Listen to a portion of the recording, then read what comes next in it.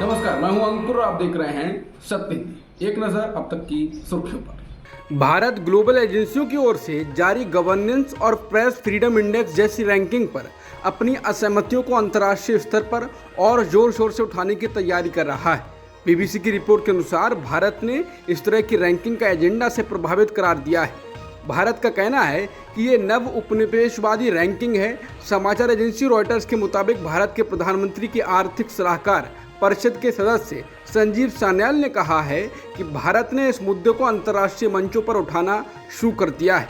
उन्होंने कहा कि इन रैंकिंग को नॉर्थ अटलांटिक के थिंक टैंकों के छोटे समूह द्वारा तैयार किया जाता है और 3 या 4 फंडिंग एजेंसियों द्वारा इनकी फंडिंग की जाती है और यही एजेंडा चला रहे हैं। संजीव सान्याल ने कहा, यह गलत तरीके से नैरेटिव गढ़ने की कोशिश है जिसका व्यापार, निवेश और अन्य गतिविधियों पर सीधा प्रभाव पड़ता है। बता दें, वर्ल्ड प्रेस फ्रीडम इंडेक्स में भारत अफगानिस्तान और पाकिस्तान से भी नीचे चला गया है। वहीं एकेडमिक फ्रीडम इंडेक्स में ये पाकिस्तान और भूटान से भी नीचे है। नए संसद भवन के सामने पहलवानों ने महिला सम्मान महापंचायत करने की घोषणा की है। बता दें, रविवार को प्रधानमंत्री नरेंद्र मोदी नए संसद भवन का उद्घाटन भी करेंगे।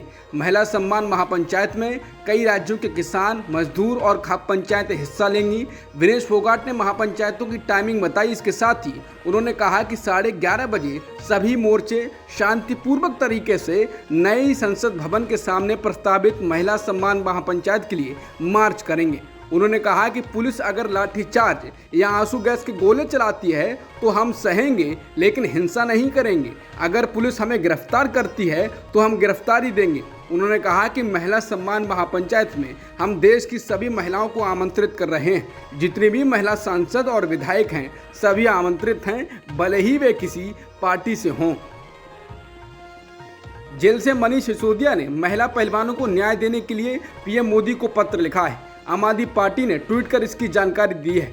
सिसोदिया ने लिखा है कि प्रधानमंत्री, जब ये बेटियां पदक जीतकर आती थीं तो आप हंसकर इनके साथ फोटो खिंचवाते थे, इन्हें अपने परिवार का हिस्सा बताते थे। सिसोदिया ने कहा कि आप अपने विरोधियों को जेल भेजिए, फांसी पर लटका दीजिए, लेकिन भारत का गौरव बढ़ाने वाली बेटियों को न्याय दीजिए, वरना इस देश की कोई भी बेटी अपनी आवाज उठाने की हिम्मत नहीं करेगी। बिहार के मुख्यमंत्री नीतीश कुमार ने नए संसद की जरूरत पर ही सवाल खड़े कर दिए और पूछा कि आखिरकार नया बनाने की जरूरत क्या थी। उन्होंने कहा कि जब ये नया संसद भवन बनना शुरू हुआ था तब से मुझे ठीक नहीं लग रहा था। आज़ादी के बाद जहां से शुरुआत हुई उसी को और विकसित कर देना चाहिए। अलग से नया बनाने का कोई मतलब नहीं है। क्या पुराना इतिहास ही बदल देंगे? नीतीश कुमार ने कहा कि जो शासन में है आजकल वो सारा इतिहास बदल देंगे, आज़ादी की लड़ाई के इतिहास को बदल देंगे। देश का जो इतिहास है वो बहुत ज़रूरी है। इसके साथ ही उन्होंने प्रधानमंत्री नरेंद्र मोदी के हाथों रविवार को होने वाले संसद भवन के उद्घाटन पर भी सवाल उठाया और कहा कि ये काम राष्ट्रपति के हाथों से होना चाहिए था। नए संसद भवन के उद्घाटन समारोह में कल रविवार को धर्मपुरम अधीनम समूह के 21 साधु संत पीएम मोदी के साथ कार्यक्रम में दिखाई देंगे। मदुरै अधीनम के 293 प्रधान पुजारी राजदंड सेंगोल प्रधानमंत्री मोदी को भेंट करेंगे। धर्मपुरम अधीनम के संत प्रधानमंत्री मोदी को एक विशेष उपहार पेश करेंगे। बता दें, बीजेपी आरएसएस की गतिविधियां बता रही हैं कि बीजेपी धर्मपुरम अधीनम के जरिए तमिलनाडु के हिंदू में अपनी जगह बनाना चाहती है। तमिलनाडु के हिंदू अभी सत्तारूढ़ डीएमके, विपक्षी दल एआईएडीएमके और कुछ हद तक डीएमके के सहयोगी कांग्रेस के साथ जुड़े हुए हैं। भाजपा वहां कहीं नहीं है। प्रधानमंत्री नरेंद्र मोदी की अध्यक्षता में आज नीति आयोग की 8वीं गवर्निंग काउंसिल की बैठक हुई। हालांकि इस बैठक का 8 मुख्यमंत्रियों ने बहिष्कार किया।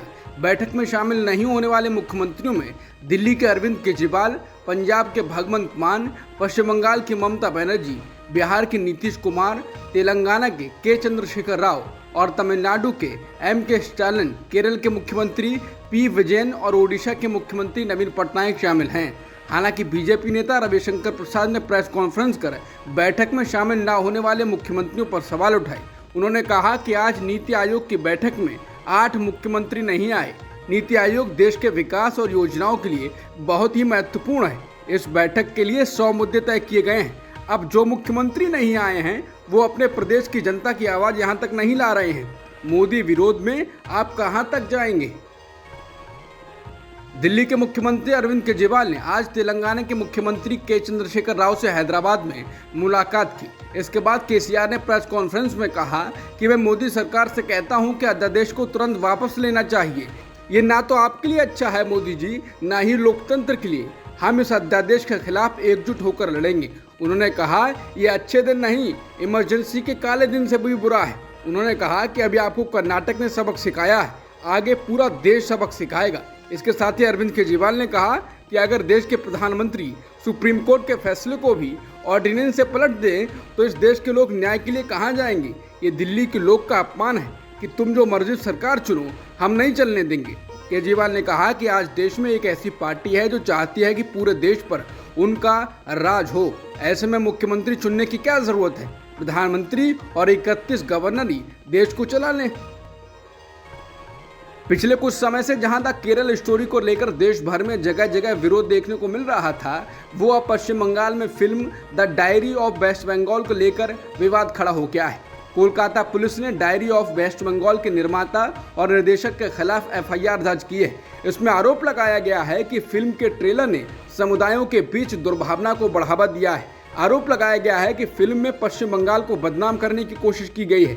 समाचार एजेंसी पीटीआई की खबर के अनुसार एफआईआर अमरस्ट पुलिस थाने में दर्ज की गई है और निर्देशक सनोज मिश्रा को 30 मई से पहले जांच कर रहे अधिकारी के सामने पेश होने के लिए कहा गया है। इस फिल्म के ट्रेलर में रोहिंग्या मुसलमानों और बांग्लादेश के कट्टरपंथी मुसलमानों के बंगाल में बसने और सांप्रदायिक सौहार्द के बिगड़ने की कहानी बताई गई है। सत्यपाल मलिक ने सत्य हिंदी से बात करते हुए कहा कि पीएम मोदी दिल्ली ही नहीं पूरे देश में कंट्रोल चाहते हैं। सत्यपाल मलिक ने कहा कि अगर वो दोबारा पावर में आ गए तो ये लोकतंत्र को खत्म कर देंगे, वोट को खत्म कर देंगे और संसद भी खत्म कर देंगे। मैं तो लोगों को चेता रहा हूँ कि यही मौका है, फिर वोट देने का मौका नहीं मिलेगा। सत्यपाल मलिक ने कहा कि पीएम मोदी कर्नाटक में हार के बाद बौखलाए हुए हैं, गुस्से में हैं, जनता से नाराज है, लोकतंत्र से नाराज हैं। इसके साथ ही सत्यपाल मलिक ने कहा कि आने वाले 3 राज्य के चुनाव बीजेपी के खिलाफ निकलेंगे, लेकिन मुझे लगता है कि ये पार्लियामेंट को डिसॉल्व करके साथ ही चुनाव ना करा दें। इनको लग रहा है कि ये हारेंगे, इसलिए ऐसा कर सकते हैं। योग गुरु बाबा रामदेव ने नई संसद के उद्घाटन के दिन पहलवानों, किसान संघों और खाप पंचायतों की ओर से घेराव करने की योजना का विरोध किया। उन्होंने कहा कि संसद लोकतंत्र का मंदिर है। देश के 5 लाख लोगों के बलिदान की बदौलत जो आज़ादी मिली है, उसका सम्मान का ये सर्वोपरि केंद्र है। जब ये गौरव पल घटित हो रहा है, उस पर उसका घेराव करना ठीक नहीं। उन्होंने कहा कि इस तरह के आंदोलन से या संसद के घेराव जैसे कदम से खिलाड़ियों को दूर रहना चाहिए। जो लोग कल संसद का घेराव करने वाले हैं, उन्हें इस पर फिर से सोचना चाहिए और जिन विपक्षी दलों ने उद्घाटन समारोह का बहिष्कार करने का फैसला किया है, उन्हें भी अपने फैसले पर पुनर्विचार करना चाहिए। कर्नाटक में कांग्रेस सरकार ने मंत्रिमंडल का विस्तार किया है। इस दौरान राजभवन में 24 मंत्रियों वाले पूर्ण राज्य मंत्रिमंडल का शपथ ग्रहण समारोह आयोजित किया गया। बता दें, मंत्रियों के चयन पर काफ़ी मशक्कत के बाद कैबिनेट विस्तार को अंतिम रूप दिया गया है। दिल्ली से लौटने के बाद मुख्यमंत्री सिद्धरामैया ने शुक्रवार रात राज्यपाल के कार्यालय में नए मंत्रियों की सूची भेजी थी। उन्होंने कहा कि कांग्रेस ने मंत्रियों को चुनते समय सामाजिक न्याय के सिद्धांतों को ध्यान में रखते हुए सभी जातियों और क्षेत्रों को समान प्रतिनिधित्व देने के मानदंडों का पालन किया है। दिल्ली विश्वविद्यालय की अकादमिक परिषद ने शुक्रवार को पाठ्यक्रम से जुड़े कई बदलाव किए। जानकारी के मुताबिक इन बदलावों के तहत सारे जहां से अच्छा हिंदुस्तान हमारा लिखने वाले कवि मोहम्मद इकबाल को राजनीति विज्ञान के पाठ्यक्रम से हटा दिया गया है। काउंसिल के सदस्यों ने इस बात की पुष्टि की है कि पाकिस्तान के राष्ट्रीय कवि मोहम्मद इकबाल के बारे में राजनीति विज्ञान में पढ़ाए जाने वाला चैप्टर हटाया जा रहा है। बता दें, 1857 में अविभाजित भारत के सियालकोट में पैदा हुए इकबाल ने मशहूर गीत सारे जहां से अच्छा हिंदुस्तान हमारा लिखा था। उन्हें पाकिस्तान के विचार का जनक भी कहा जाता है। अब तक की खबरों में इतना ही। बाकी खबरों के लिए बने रहिए सत्यहिंदी.com के साथ।